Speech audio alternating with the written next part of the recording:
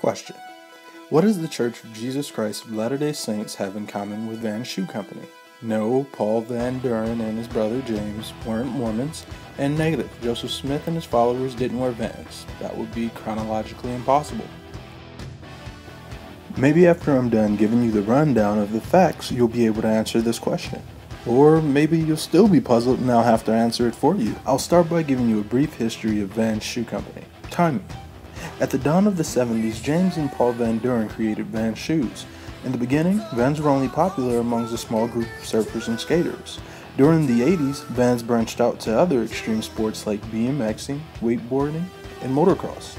Even though the Vans brand was experiencing moderate success, in 1983 Vans declared bankruptcy and later sold the company in 1988 and moved the manufacturing overseas. After several years of being vilipended, things began to turn around.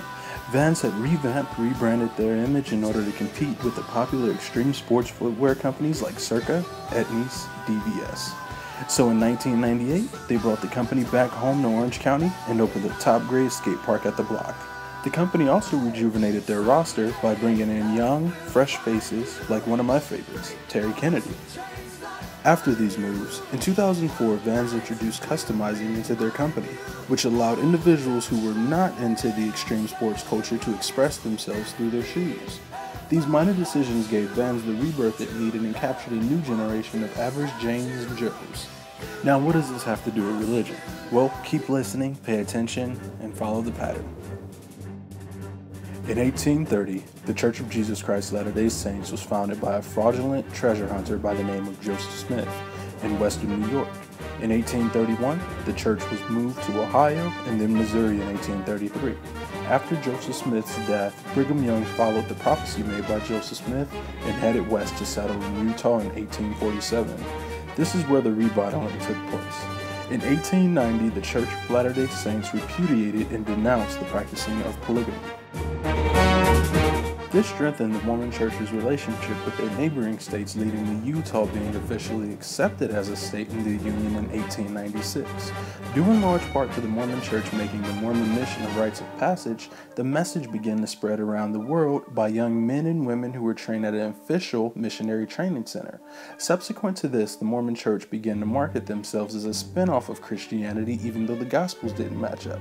For example, the Christian Bible depicts two creations by God.